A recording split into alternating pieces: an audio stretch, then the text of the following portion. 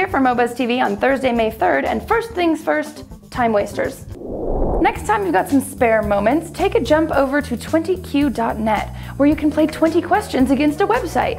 Sounds odd, but it is somehow fascinating to see how well this game has learned, through thousands of games played, to be able to anticipate based on your answers to not that many questions exactly what it is you're thinking of. It got to cigarette in 28 questions and to paperclip in only 18. If you follow DRM news, you know that a while back on the infamous Doom 9 discussion forum, someone published their crack of the HD DVD copy protection. The processing key that was published, generally only useful to the sophisticated programmer, would allow you to bypass the ACSS copy protection. Well, the ACSS of course was not pleased with this, and their latest move has been to send cease and desist letters to various blogs and even to Google, demanding that they stop linking to the sites where the processing key is published. They cite the links as a violation of everyone's favorite piece of legislation, the Digital Millennium Copyright Act. What's really amazing though is the fury this caused over at dig.com, where people posted the key and then had their posts or comments eliminated, and the site was the target of enormous backlash until they changed their minds and decided to let the posts stand, and to hell with the consequences. Seems the letters have kind of backfired on the ACSS though, because if anyone didn't know about the code before, they certainly do now. In other info-sharing news on a slightly smaller scale, we came across this interesting tidbit about Twitter. Other than being a vehicle for broadcasting your thoughts every waking moment of the day, it's showing its potential as perhaps an alert system. When an earthquake recently hit in Mexico, Twitter was actually the first place it was reported, and now the blog hummingcrow.com is reporting how they were alerted about a dust storm in Arizona first through Twitter. Small-scale alerts as of yet, but still significant, and that they show a potential use for Twitter that's unexpectedly practical. Speaking of practicality, a student in the UK has come up with a mobile game designed to help foreign students cope with culture shock. Nipan Mania arrived in the UK as a student from India 5 years ago and was inspired by his own experiences of cultural awakening to design what he calls a mobile mummy to help students get settled. The game, C-Shock, guides a virtual student through campus with a map to find various things and complete various tasks. Along the way, the student will encounter potentially shocking situations like public displays of affection. Their goal is to successfully navigate the situations and reduce their culture shock rating to 0. Makes me wonder though if they should have different versions depending on where the student is from, right? Because what one sees as shocking depends on your culture of origin, does it not? Anyways, in addition to cultural acclimatization, developers anticipate integrating info to help students with registration, finding the nearest banks, and other practical orientation assistance.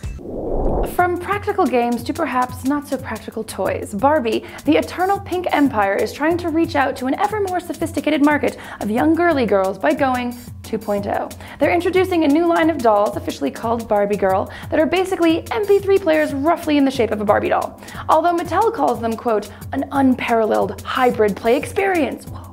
The devices have 512 megabytes of memory, connect to the internet via PC, and come with their own wardrobe of snap-on plastic clothes. In the build-up to the release in July, Mattel has already opened up the website barbiegirls.com, kind of like a second life for young girls. Here's what you can do there. Your friends can visit your room to chill out and chat. It's fun and safe. Then explore the Barbie Girls world. Go shopping at the mall. Buy fashions and accessories for your character, and stylish furniture for your room. You could even adopt a pet and buy pet accessories. Awesome! We can talk about shopping and how hard math is and stuff. Anyways, just a thought, and perhaps it's the cynic in me, but does this not seem like a sexual predator's paradise, an entire anonymous world populated by little girls? They say they've got sophisticated filters though to keep in-world characters from exchanging personal info by chat. For example, they block numbers or even spelled out numbers and potentially offensive words or combinations thereof. There's probably a way to get around these obstacles, but it's okay because rule number 8 on their tips for girls is always be nice to others, exclamation point. Because if you're quote naughty or hurtful, they'll give you a timeout. And finally, one of the most frustrating things happened to me the other day when I forgot an important password. I reacted almost as badly as this poor dude.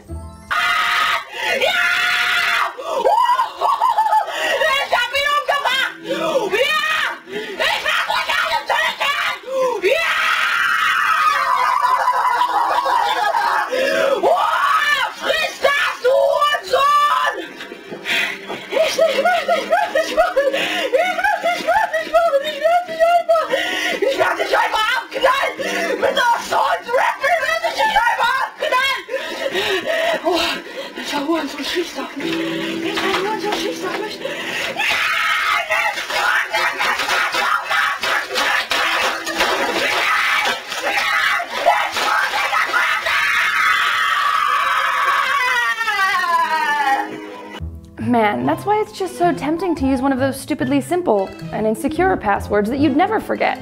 If you're looking for a stupidly simple password, PC Magazine's got a list of the 10 most commonly used online passwords. At number 1, not surprisingly, is password. And you've got other classics like QWERTY and 123456. Strangely, monkey is in the number 6 slot, but who doesn't like monkeys, right? But Blink 182 is the 9th most common password? That truly does boggle the mind. Well, that's it for today. Until next time, please send us your theories as to why Blink 182 specifically would be the 9th most commonly used online password, because we are flummoxed.